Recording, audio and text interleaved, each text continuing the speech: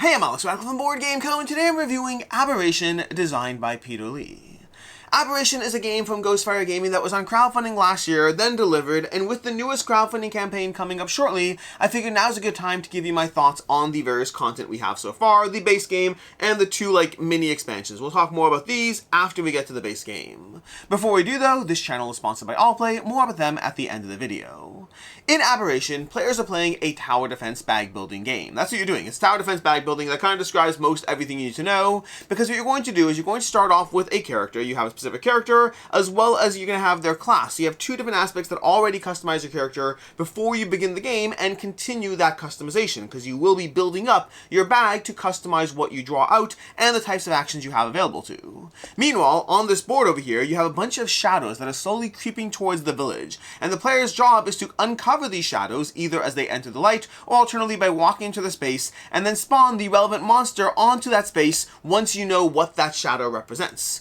Meanwhile, the influence of the dark great one, whatever it is slowly spreading onto the board, making it harder and harder for you to actually hold back the enemy forces because they're spawning closer and closer to your gate. Basically, it's tower defense. You go through a character bag building phase, you draw chips from a bag, you assign them to actions, then the board is slowly going to advance towards you, trying to hurt you, and you're either going to win or lose depending on how things go. Now with that, I'm going to give you a bit more of a general turn structure, how something plays out, but this will not be a full rules overview. But what you're going to do is you're going to start by drawing chips from the bag equal to your intellect score. So for all players, it's going to start off at 3 chips. You're going to have 3 chips you draw from the bag, and those are going to be the chips you can assign each turn in order to take actions. You're going to have a list of actions you can take on your character over here that allow you to trade in various chips to do a bunch of different things. We can ambush. For example, right now we can move up to our speed, and then we can place a trap token in any safe space you enter or leave doing this move. Our speed value is 2, so this is not necessarily a bad time to go ahead and immediately try to carry that out. We're over here, this rogue character over here is right there, we can go ahead and take this, we can spend our blue chip, because that's a blue action, to move up to our speed, and we can drop off a trap token on the space behind us, which is going to cause the enemies a little bit of a chaos if they try to walk into that space. That's going to have us then revealing the shadow over here, and we have a villager. We actually got a villager. That was actually a really good chip over here. We're going to add a villager to the central village. This is actually a very easy one because it's not a bad thing. It's not a bad thing. It gives us another tool at our disposal. Then we have our other chips. We can go ahead and assign them. We can use a general strafe action or a strike action. Alternatively, we can look over here. We can reveal a shadow on any map tile and make a ranged attack by rolling speed dice. So for example, we can go ahead and I don't know if I want to do that one. Let's see if we want to, maybe we'll go ahead and move again. Moving's not bad because we can move 1, 2. We could also go 1, 2. Let's go ahead and do 1, 2. So we're going to go ahead and assign this this wild chip to do whatever we want over there. We're going to once again ambush, moving up to our speed. 1, going through this passageway to 2, which is going to reveal that, and we're going to once again drop off a trap at this spot, which means as monsters spawn, that's going to make the life harder. Although speaking of making our life harder, we drew another 5 over here, which means we're going to go ahead and have an ancient harrowing over here come into play, and it's also going to add an influence tile to the spot, which means that's going to kind of shove everything over here into the next space, which is going to reveal another monster. So you get to see a cascading effect. This one's going to have us reveal a level 3 monster, and if we are playing at 3 to 4 players, we would reveal another level 1 monster, which means we're grabbing so far these 2 monsters. We have our ancient harrowing over here, keeping in mind that we are playing right now with the miniatures expansion. The base game has miniatures for the heroes, standees for the monsters. I have the miniatures expansion, which also gives us miniatures for the various enemies as well. And then we have a vile beast as well that's going to enter the space. So in general, when you reveal a shadow tile, it's going to do one of a few things. It will possibly have something good, like you saw with this villager. Alternatively, it has an enemy, and it also might have an effect. These effects are different things that will happen to the game, making your life a little harder. Alternatively, it might also give you a variable number of monsters depending on the player count. So right now, we're in a tough spot. We have a bunch of enemies in our spot, and we only have 1 action left right now to try to do something about that. We could try to just stay in the space and take the damage. It's not great. We might have him try to head through and try to save us. Or alternatively, we can go ahead and make a melee attack using a wild action. This is a wild action. Make a melee attack dealing strength damage. Although I realized I forgot all this. I forgot to do the first step of the turn. I forgot to build my bag, which is such an important part of the game. You're supposed to be building your bag. So I'm going to pretend that I took this 3 over here and dump into my bag, because that's going to build up my tableau over here. Because I did that, my strength damage is 3 instead of 2. Granted, I'm cheating a little bit. I should have done that at the beginning of the turn, not now when I know what I'm doing. But nonetheless, we can now use this wild chip over here to make a melee attack dealing strength damage, and so we can straight up deal 3 damage to one of these beasts, which means I would want to do it to the vile beast over here, because that would instantly kill it. It only has 3 health, but he has flying, which means he can't take damage from melee attacks, which means we're going to deal instead to the ancient Harak over here. He has 5 health, but then he has armor. Armor means he negates any damage above 2, which means my attempt to cheat and retroactively increase my strength had no effect anyway. We'll put 2 damage tokens on him over here, 2 damage because he has armor and he only takes 2 at a time, making him hard to kill. That's basically a starting turn over there. We did our turns over here, we did our actions, we did all the things, and that's going to be time for the next character to take their turn, which I didn't set up over here, so I can't show you that, but that's the general idea. You're going to draw chips. The first step you're going to do is you're going to move an action chip from your ability board to your bag. That's going to slowly build up your stats over here. For example, as you build this up, you eventually get to a point where you can draw 4 chips a turn and get item cards along the way. As you uncover things, you're going to get things, stat bonuses, increased chips, increased values, all of that. Then you draw action chips equal to your intellect, and then you take actions using your action chip board over here, and also being mindful of your special ability that your character has, and you could, if you wanted to, hold over 1 chip turn to turn in this held action spot. That's what you do on your turn. All the players take their turns, and then the enemy takes their turn, following this little track over here, the Great Beast turn. Activate all aberrations clockwise from the north. Now we're going to pretend that this guy managed to go ahead and here and walk over here, and somehow managed to kill this guy. That would also give us a reward on the bottom of this card. You can see you get an item card. But then after you've done all that, the enemies are going to take their turn, and they're going to try to activate, attacking us and moving towards the center over there. So enemies are going to attack us. They're going to go ahead and advance all aberrations clockwise from the north. So you're going to move over here to the north, moving around the board, activating all our aberrations. Aberration just means the general enemies that aren't the shadows themselves, but the miniatures in this case. They're going to be attacking and moving towards the center, which will slowly increase your fear track if they get to the center. Meanwhile, by the way, we're trying to increase the survival track by accomplishing objectives and firming up these various outposts over here. When you are next to an outpost, you can trade in the specific chips to go ahead and flip it, which will go ahead and give you a spot that you can assign people to outside of the central village over here, and it'll also increase your survival track at the same time. You're trying to get your survival track to the max before your fear track goes to the max. Then when you're done with that, you're going to activate all shadows. Shadows are also going to creep to the center, and you might think, just leave the shadows as they are. If you never see them, they can't hurt you. Except that's not how shadows work. If you never see them, they absolutely can hurt you. As they wander to the center, they're even more damaging if you haven't possibly dealt with them. Again, on the flip side is, if you flip them over, you have negative effects and a creature to fight. If you don't flip them over, they just move into the center, slowly causing your fear to rise. Then you're going to draw and play a Great Beast card. This is going to be the thing that has effects, as well as putting new shadows onto the board. This tells us what enemies to upgrade, so we're going to upgrade this enemy over here. Enemies start at a certain tier, depending on the difficulty level you're playing at. For example, I have all of mine starting at 2 right now, but then you're going to move this to the next tier, where he just got stronger. And yes, that impacts them, even if they are currently on the board. It's a good thing we fictionally killed it over there. Then you're going to go ahead and have the effect. Each player adds a transformation chip to the hero bag, and then spawning number of heroes +1, starting from the south and working our way around the board. That is a general hero turn. At this point, you've seen most of the general elements that are in play. There's a bunch of other things to go through. There's going to be item cards that give you a bunch of rewards. Again, different ways you get them. You start with some. You're going to get them as you upgrade. Different effects can give you them. Getting them from killing certain enemies can have them. Then you're going to be trying to deal with objectives. Objectives give you specific things you're trying to do. For example, that one is defeat 2 aberrations on the south map tile. So we want to see these aberrations, explore them, and kill them. That will ramp up our survival track faster because, again, the 2 main ways you ramp up your survival track are then clearing these outposts over here, as well as clearing the various aberrations or whatever the current objective allows you to do. Then you're going to go ahead, when you're doing all that, you're building up your bag, you've seen all that, you've seen the characters, you have a track which is going to have you moving up. Whenever you draw your aberration ship, you're going to be moving up this track. Eventually you'll hit a transformation part, which will give a bad effect, but also an ongoing good effect. You are powering up in this game, something bad happens, but then you also can draw 2 item cards, but you have an unstable mutation. When you draw this card, place a transformation chip into your hero bag. So you have different things that are happening that make you a little stronger and a little worse every time you draw a transformation, but get to the end and you die, and another way you die is if all the characters are dead. That's the basic idea of Aberration. Aberration is structured as a scenario-based game, which means you have a kind of an intro starting scenario that takes some of the rules away. I believe it removes the objective cards, if I recall correctly. It's been a while since I played it. And then from there, I think once you get to scenario 2, you're already dealing with the full rules. And then from there, it just adds difficulty level level, length, complexity, adding more and more to the experience because the game is going to ramp up both in terms of the scenario guide, giving you increased difficulty, but also in ways you can adjust the difficulty based on a set of rules to make the game harder or easier depending on what you're looking for. That is basically how you play Aberration, which means it's time to dive into my review of what I like, don't like, and can see others not liking. Although before I do that, let's talk about the expansions add. We have the Honk of Doom expansion. The Honk of Doom expansion basically adds new enemies. It adds a big, larger aberration. I can't remember the terms, but we have the monstrosity and the hordes over here. So it adds a horde, Honk of Doom, and it also adds a bunch of little mini geese. It adds new enemies to fight through. Then we have the Spellcasters expansion, which adds new classes. So it adds new classes, new characters. So it's going to modify the because when you play the game, you can mix any character as well as any class board to give you a combination of abilities as well as your starting ships, because these also define your starting ships in the game. And so you're going to have that, and this gives you more of those as well as these new spell elements in the game. There's also artifacts, which are another element. There's a bunch of things to get into. Which brings us to what I like, don't like, and can see others not liking, starting off with what I like.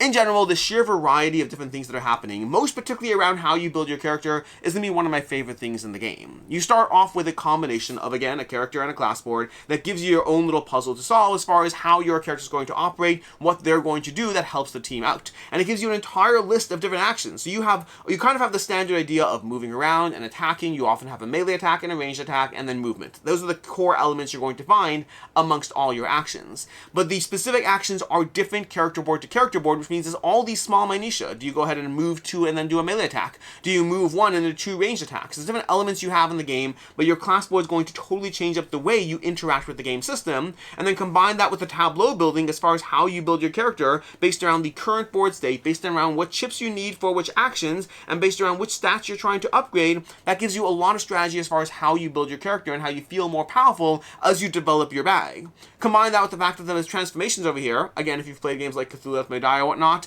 going crazy isn't always a bad thing. That's true with these transformation cards. They're a lot of fun and they make you feel more powerful. So for me, one of the biggest weaknesses of the game is often I don't get enough damage in the game to be able to really level up my transformation. I rarely actually have a character die, but again, I kind of want to bump up and receive. You can receive up to 3 transformation cards, powering you up at the cost of the various bad things.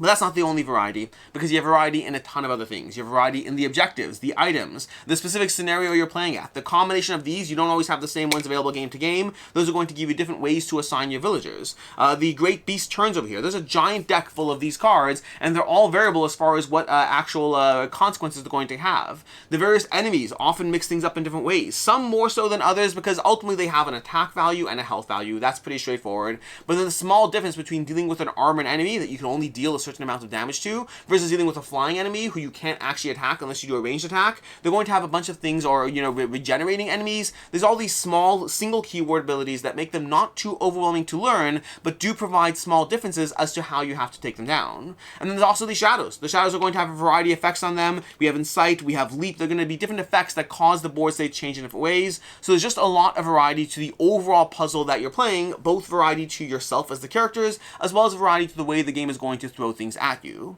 And then overall, I think there's a good difficulty ramping up in the scenarios, as well as a good degree of difficulty adjustments in terms of if you're having the game too easy or too hard, you can adjust those. Even just the level cards alone are a huge element as far as how strong the enemies start off being powered up by.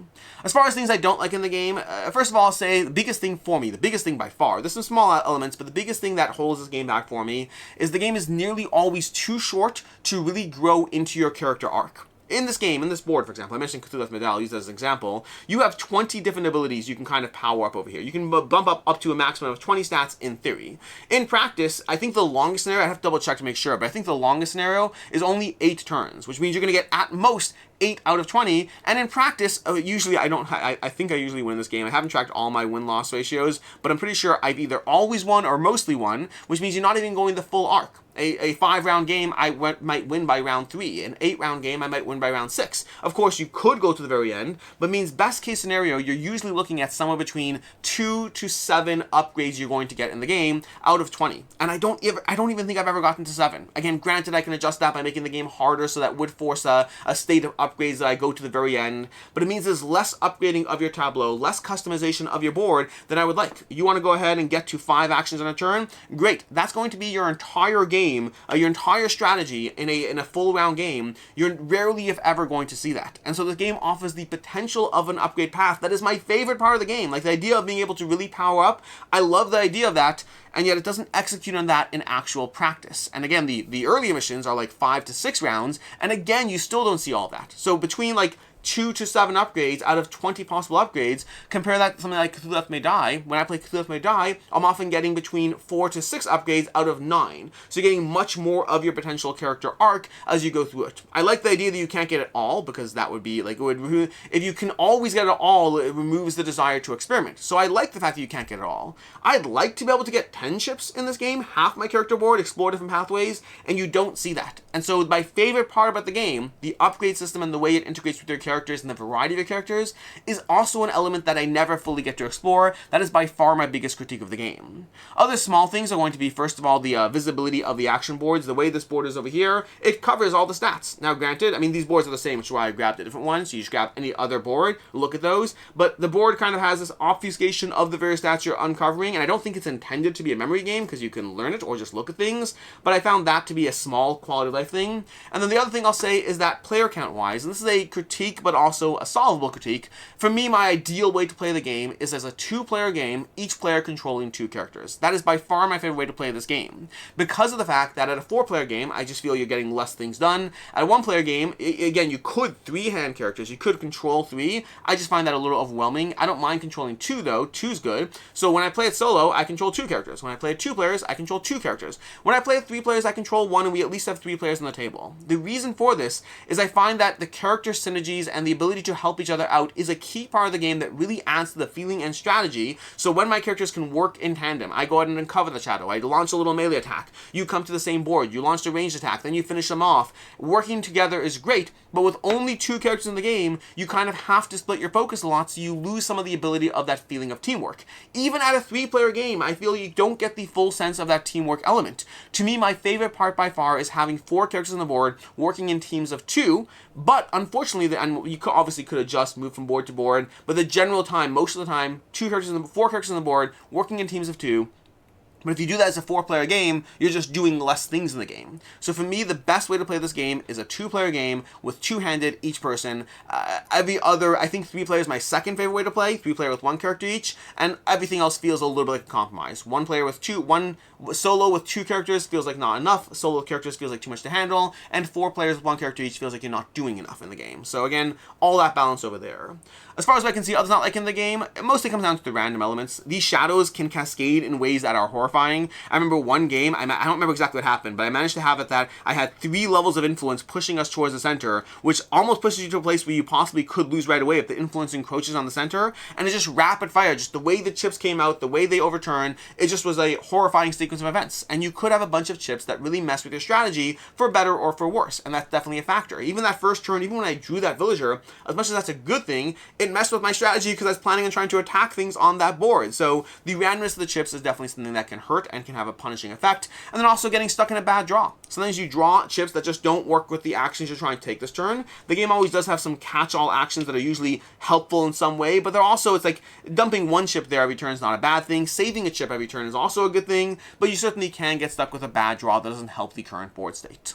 As far as final thoughts on Aberration, overall, I really enjoy what Aberration is doing. For me, there's a lot of fun to be had in terms of the general tower defense, which is a mechanic and a genre that I like, and I feel is underdeveloped in the board game space. I feel not enough games really lean into a good tower defense engine. And so I like that general element as far as what the game is doing, but unfortunately, because you don't fully lean into how much you can actually build up your character, the best part of this game is handicapped by the length and structure of this game. And I don't think making the game longer is the solution. I wish you could power up faster. I wish the game was balanced around taking 2 chips a turn, and then somehow the game is stronger to compensate, because obviously that would be a big factor. So for me, that's the biggest element in this game that holds it back. For me, I'm still coming in at a 3.5 out of 5. There's a lot of things I like. A note on the expansions, I would say the Honk of Doom is, to me, kind of take it or leave it. I like having more monsters, but honestly, it's not the thing that makes the game more fun. Versus the Spellcasters expansion, I definitely recommend picking that up if you like this game. It gives you a lot more ways to play with different characters and enjoy the synergies that those characters create. As far as other game recommendations, if you're looking for another tower defense game that I think is great, definitely check out Kingdom Rush from Lucky Duck Games. There's both Kingdom Rush and Elemental Uprising. I think they're both fantastic. And also check out Zombicide Black Plague if you just like the grim, dark feeling of things and just want to hack and slash a lot more, Zombicide Black Plague will have you covered. And then I mentioned that Allplay is a channel sponsor. If you go to allplay.com, you can find a variety of games, both from Allplay as well as partner publishers. If you're looking for a totally different cooperative experience in which you're trying to rescue monsters instead of destroying them, check out Leviathan Wilds for a game in which you're going to be climbing various colossuses and trying to help them from whatever state they're in. In any case, and until next time, I'm Alex Radcliffe from Board Game Co. I hope you found this review helpful, and as always, I hope you have a good one.